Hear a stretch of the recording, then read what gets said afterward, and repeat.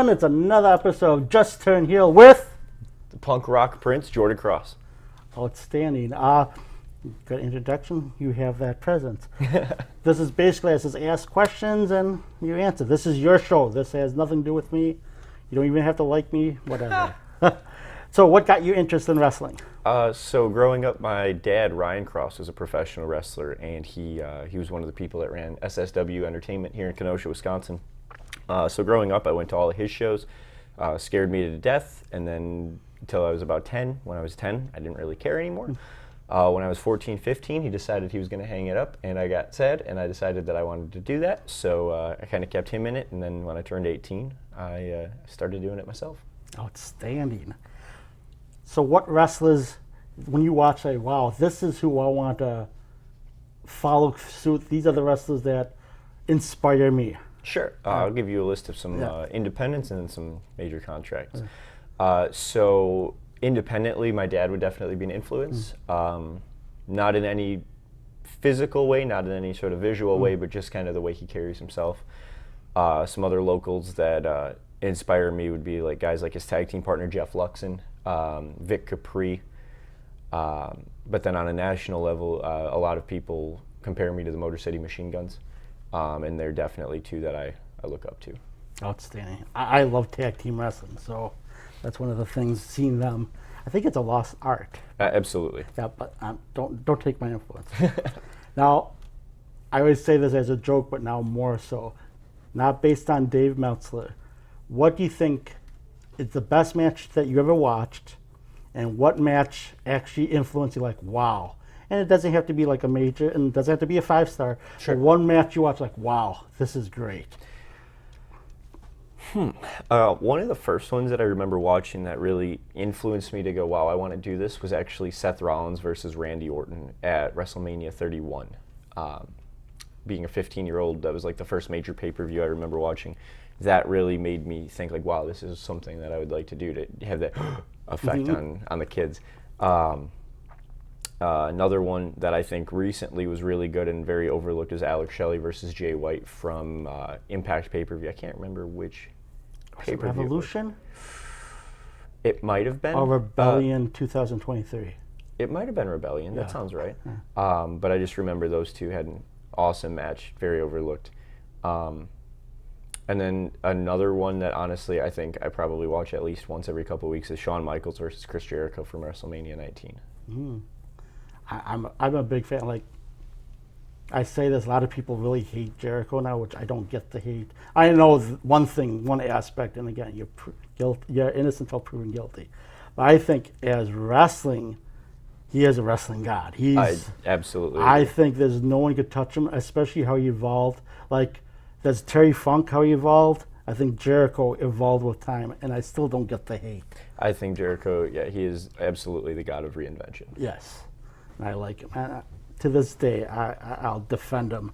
I won't do fisticuffs. I'm not young anymore. So here's a question: what do you think indies mean to you? The indies are really, I think, a freedom of expression. Here's the punk rock prince, Jordan Kross!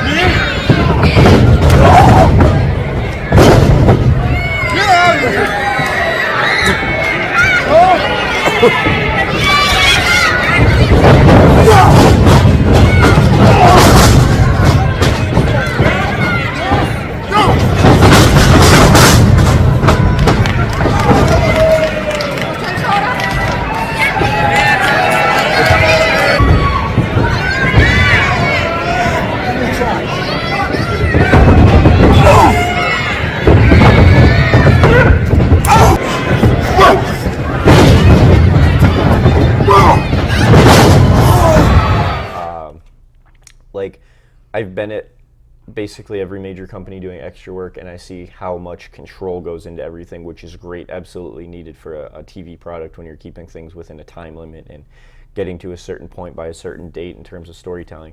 But on the indies, I feel like there's a lot of freedom of expression, which is something that is definitely needed in pro wrestling. Part two of that question, and I'm older, so I think, do you think that, sorry, I can't think, do you think the aspect of the indies is being lost where all these wrestlers really want to go AEW, WWE, and they don't really want to pay their dues? Do you think that's actually hurting wrestling? Because you hear the term indies all the time, but now there's so many outlets you can look at. Like a long time ago, you have to really look hard and say, oh, ROH was considered indie, CZW. But now there's so much, like I'm just finding out, like Racine Wrestling, Kenosha has, I'm like, wow, you know, I've been here all my life and I didn't know this. Mm-hmm. So do you think that aspect is being lost because a lot of people want that instant gratification, being the bigs?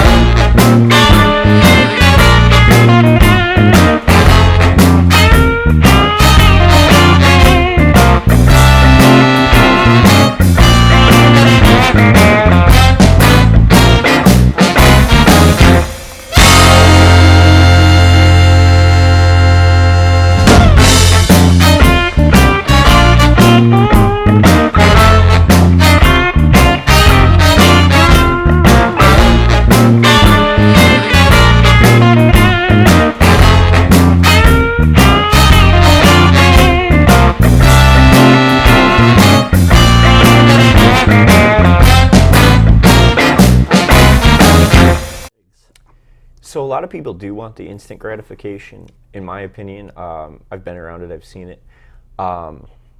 Which, if you have the ability and you can do that, absolutely, by all means, I think people should take whatever they can get. I would not tell anyone to say, no, I think I want to stay on the indies a little longer. However, I think the indies were lost, but I think with the more and more media we have, the more people are being introduced to it. Like, people I know are like, wow, I found out about this show from TikTok, which I think is insane. Like, 20 years ago, you would have to see a poster at a gas station. Like, you wouldn't know about it. So I think that the indies are starting. I think wrestling as a whole is on an upward trend right now, and I think indies would be included in that. Somebody stole my term, Renaissance era, but you go look at my. I said that way before Cody wrote. You still owe me money. Okay, this is a question. This is off the shoot because I'm, like I said, I'm older. I've watched wrestling ever since back when, like before probably your parents were born. Do you think some moves should be protected? Like a long time ago, when you see someone do the pile driver, it's over. Sure. Shawn Michaels and Chris Adams with a super kick, it's over.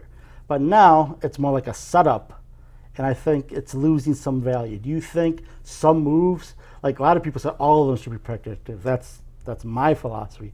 But do you think there's certain moves that you're like, wow, a long time ago you saw that, wow, that's a great finisher, but now it's like it's a setup move, like the Spanish Fly? Sure. Yeah. I do agree that the Spanish Fly is becoming the 2024 Canadian Destroyer. However, I think anything can be done within context. So you watch Will Ospreay and Bryan Danielson kick out of 100 finishers, but that's just what they do. I wouldn't expect to go watch the opening match of Raw to do the same thing, because I think that you have to build throughout the show. I don't think the opening match should be doing 30 finishers and then winning by small package. The main event might be able to. I think as long as there's that upward progression throughout the show, that anything can be done within context. Because some matches you do 100 chops and no one's doing anything. We're just bam, bam, bam, bam, bam, bam, bam. Some matches you pick them up, chop, you're down for a second. I think as long as it's within continuity, from person to person and match to match and show to show, as long as there's some sort of consistency amongst it, I think that it absolutely can be done well. Will Ospreay's Tiger Driver, I think, is the nastiest move I've ever seen in my life, and I think that move should never be kicked out of, and I don't think it ever has been. But like when a perfect example of kicking out of a finisher, he lost to Okada 3 times in a row and took the Rainmaker every time. And then the last time, he kicked out of it. And that was his whole thing. He said, I might have lost the match, but I won by kicking out of that finisher. And I think that's an amazing way of telling a story within a story. That's great, you know. This kid knows you know your business. I feel bad now. I'm like, okay, what do you want to ask? Oh, no, what do you think is the most misunderstood concept of being a wrestler? You know, the word fate gets thrown around, and some people get offended, some people don't. But I think that, again, that can go into the whole category of consistency. I think one of the most misunderstood things is the storytelling. People sometimes will just assume that you're just watching two people fight for the sake of fighting, and they don't understand it, which is okay. Like, not everyone's meant to understand. I don't watch The Walking Dead, but that doesn't mean I hate it. And I wish that more people would just take that approach. And then from the inside of wrestling, I really feel like just a lot of people will go on the internet and talk about how this person sucks or that person sucks.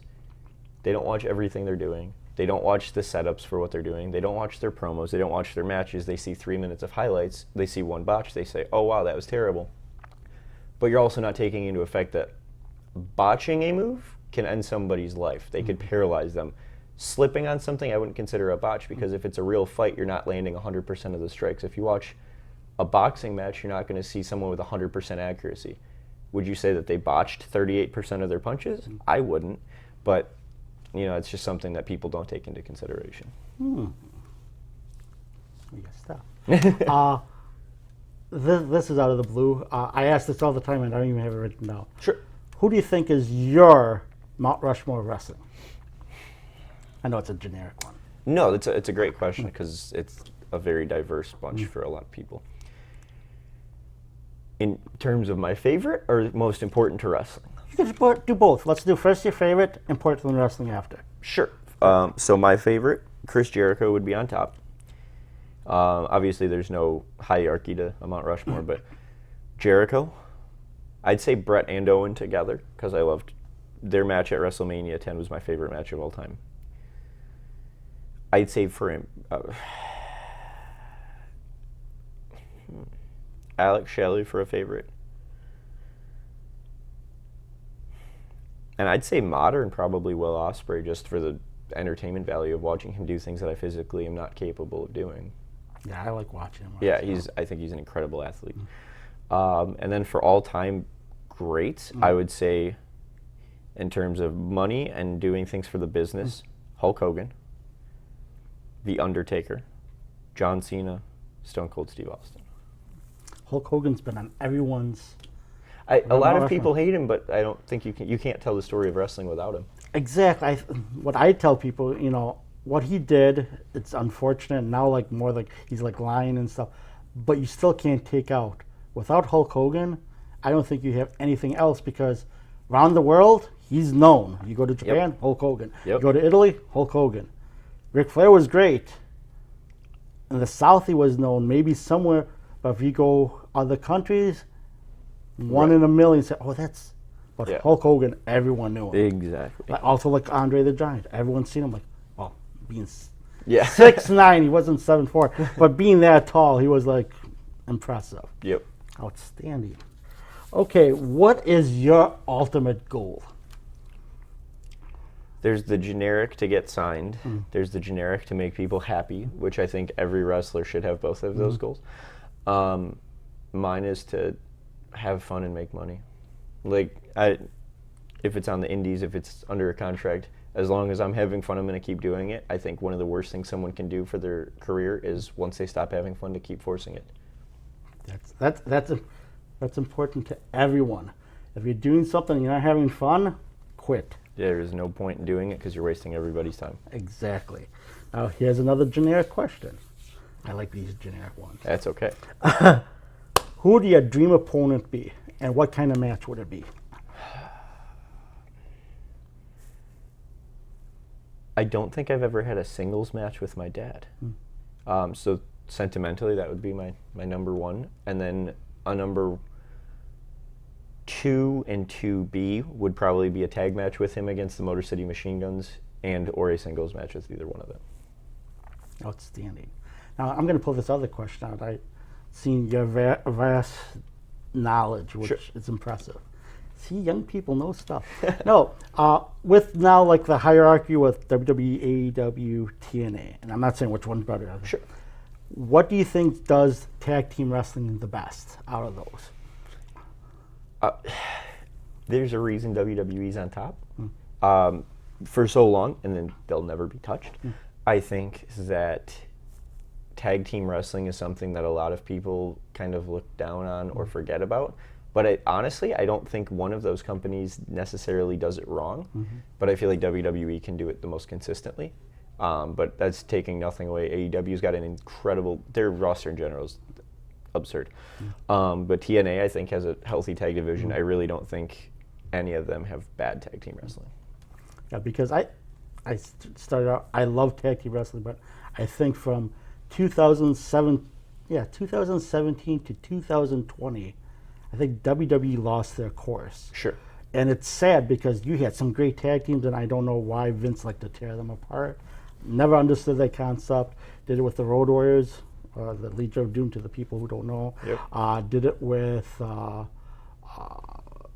how did tag teams with the Rockers, but that was a outside source also. But I just never understood this concept. Why would you break up something that's so much fun to watch? Yep. Like, I love combos. That's Sure. why when you said Motor City Machine Guns, I think they're the best at combos. The elite, the EVPs or the Jacksons, they're very good. Like, they make up their size for that.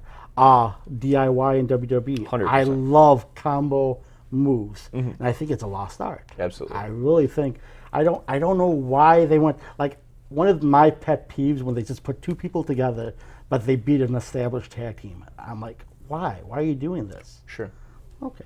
And you don't have to agree with me. Yeah, no, I do agree, though. Tag team wrestling is something that's definitely become a lost art. However, I think we are in a revival of it. Outstanding. If you were a promoter, how would you promote a wrestling thing for you? Like, I want this type of wrestling. Like ZZW is like the hardcore. Sure. What would your ideal promotion be? In terms of making money, or just because of what I like? What do you like?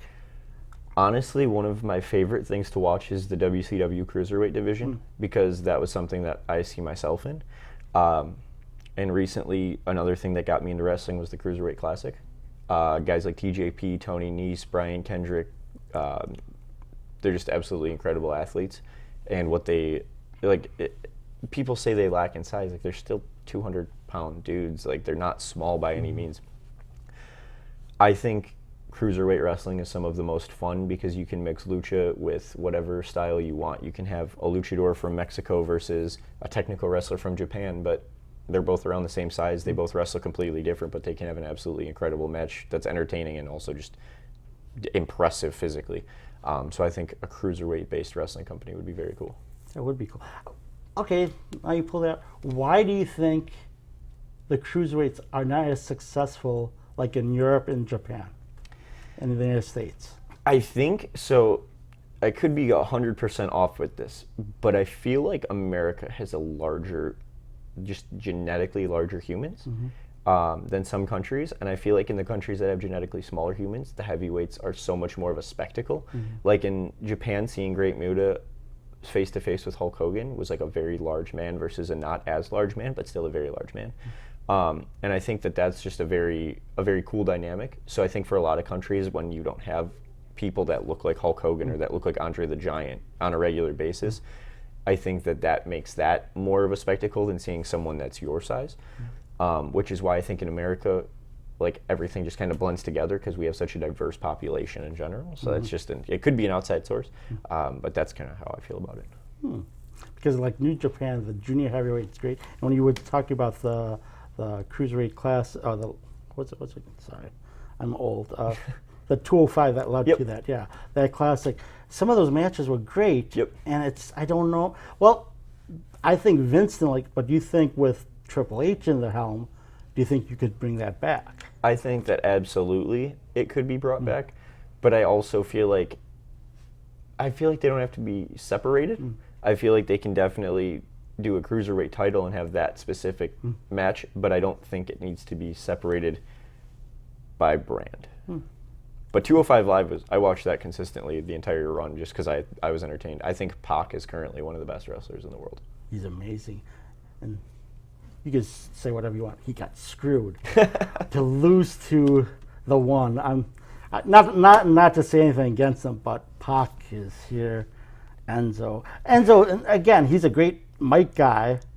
I don't think he has that ability, and to lose to him, and you can see why Pac was pissed off. Yeah, Pac is. I think he is. He has integrity. Yes, he is a world-class talent. Yes. Okay, let's see. We're going by this really fast. Right? Come on, you do some challenge. Think a little bit. Like you just have, and I just gave you the questions like 2 seconds beforehand. Let's see. What can we go discuss? Okay, this is a question I've asked everyone, and this is off my head. And I always start off the same way. What do you think is the most important thing for a wrestler? And there's the ability, the look, personality. Some people want to say the 50, 25, 25, 50, 50, whatever you want to break down. Sure. Some people say it's purely this. So what do you feel out of those three is the most important and why? I think the look is something that if you have it, it's a great thing to have. But I don't think it's the end all be all because you can create a look. Like if you look at Husky Harris versus Bray Wyatt, he created that look. I think personality is a huge thing. However, I think once you become comfortable in yourself, you can do that. Obviously, there needs to be some sort of athletic ability. But I think, I would say 33% on each one because athleticism can't be taught. The other two can. but I think you need to have a healthy mix, but it also just depends on how the individual carries it. Like if you look at a Goldberg made a lot of money. Was he the greatest in the ring? Not by any means. He was a spectacle. Like watching him was it was a physical, like, wow, that dude is here to rock. And even though he didn't say anything, he had charisma based solely on the fact that he was however tall, 6'3", huge, and just looked like he did. Like that was his charisma. So I really think that it comes down to the individual. Like if you compare a Bray Wyatt to a Goldberg, there's no comparison, but both of them are very successful. Both like Hulk Hogan and literally anyone else at the time. Look at Brutus the Barber Beefcake. He was huge. He had a great character, and he had great ability, but he still wasn't Hulk Hogan because Hulk Hogan just had whatever he had more of. Like it just really comes down to the individual, and I think that if you have some of those three, you can develop the rest. You're the only one that actually broke that down. Because a lot of people wouldn't say it's personality. They say if you have personality, you don't have to need the ability. Because they always pull the Hulk Hogan thing. Hulk Hogan, of course, he did have ability, but WWE neutered him. Because if you ever see that Japan, like when he said, Great Muta versus Hulk, that was incredible. That's a 5-star match. It's a 5-star match. I say match because on my other show we call it match, not stars. Because he had great ability. But in the WWE, they knew to say, we just want a body slam, boot, leg drop. Yep. Because he wanted to do the sleeper, but Vince said no.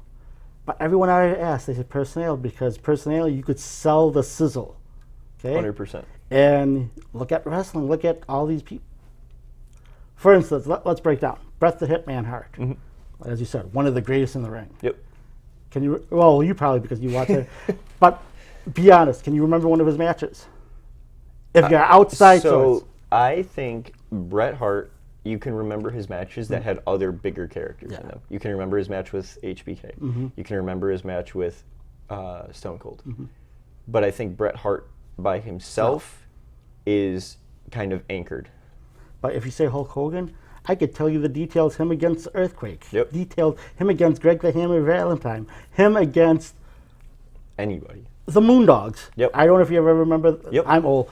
The Moondogs versus Hulk Hogan and Paul Orndorff. Yep. Where Paul Orndorff had the whole match like he control, and you see Hulk Hogan, and he wasn't even in the match, but you remember that Hulk Hogan match because of his persona. Yep.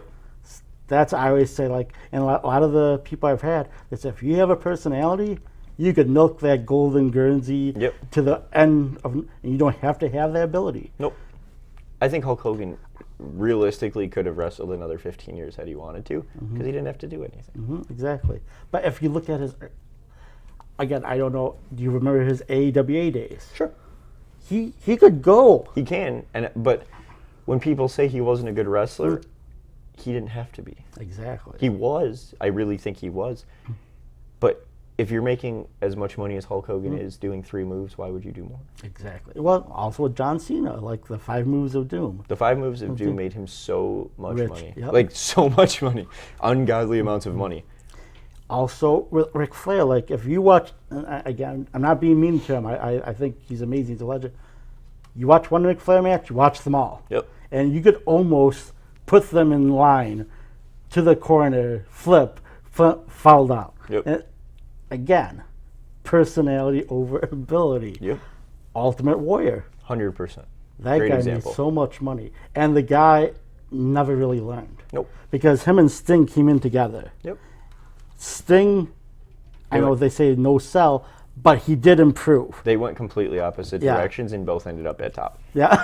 It was a very, I think that was the most anomaly of a tag team you could have had. Yeah, because if you know the story, and I'm sorry, the story that they were put together, and Dutch Mantel says, these two suck. Yep. These two will never make it. Whoops. Yeah, right over his head. Yeah, well, again. It's okay to be wrong in wrestling. Exactly. Seeing that we're going so fast, let's promote yourself to, what you're going to do, stuff like that. Sure. So on social media, I'm at the Jordan Kross. You can find me on Instagram, Facebook, X, TikTok for as long as that's around. YouTube. You can Hurry find up. some of my you can find some of my recent matches. Some of the promotions that I work for regularly would be SSW Entertainment in Kenosha, Wisconsin, Great Lakes Championship Wrestling in Cedarburg, Dreamwave Wrestling in LaSalle, Illinois, amongst others. A lot of shows coming up this summer. Are you still with Gladiator? Gladiator Wrestling? Mm-mm. That's actually how I found out about you. They were talking about how you're undefeated Gladiator of Wrestling. Oh, Warrior Wrestling? Warrior Wrestling. Yeah, that's it, yeah. Yeah, so Warrior kind of had like a restructuring, and they're kind of finding their footing. But yes, I am currently undefeated as the luckiest man in Warrior Wrestling with wins over Carlos Romo, Beastman, EC3, Storm Grayson, and a few other people I don't remember off the top of my head. But yeah, I've won some very strange ways there. Choking EC3 with a quarter was probably the craziest way I've ever won. Again, entertainment, right? I didn't have to do more than 4 moves as long as I was entertaining people. So more things you want to tell people? Sure, yeah. I have a pro wrestling tee store that's available at any time. Otherwise, I have plenty of cool merch at shows. Upcoming events. May I kind of took a lighter schedule just to revamp from my last semester of school. June 1st, we have a brand new promotion, Wrestle Punks in Racine, Wisconsin. It's going to be an 18 and up show themed around punk rock, which that's just me personified. This summer, I've got shows with Great Lakes Championship Wrestling, Wrestle Punks. The Super Wrestlers in Chicago is one of the wackiest companies that you will ever see. I'm actually the only person from Earth that wrestles for them. Or are you? That's a great question. I was billed in the first ever show as the only member of the roster with a social security number. But is it yours? Oh, no. That's a great question. Shoot, I hope they don't ask for it. But yeah, Super Wrestlers in Chicago is one of the most fun promotions you'll see. I've currently wrestled and hold victories over a moose, the Bidness puppy, who speaks like Dusty Rhodes for some reason. Last month I wrestled Nolan the effing wizard. He froze me to the top rope with his wizard powers. That was very odd. You could say any words you want. This is just... Oh. Yeah. Oh. You don't have to... No holding back. Well, his name is quite literally on the bill as Nolan the fucking wizard. Yeah. Because why wouldn't it be? Yeah. But yeah, Super Wrestlers is a great time. And then also this summer I have Second Wrestling, which is a Northern Illinois company. They've been bringing in a lot of cool talent lately. There's a match that should be announced soon that I'm not allowed to talk about yet, but it's going to be a very cool match for me personally because it's against... Tell me later. Oh, no. I will. Yeah. But yeah, this summer just keep an eye on my social media because there's a lot of stuff coming up. Outstanding, and thank you so very much for being on the show. Thank you. I've tried to reach out to you for the longest time. Yes, I'm and sorry. And when for I the see delay. him walking in the library, so not only is he athletic, this guy is smart. I try. Yeah, so thank you so very much. Thank you very much. Have a great one. Thank you.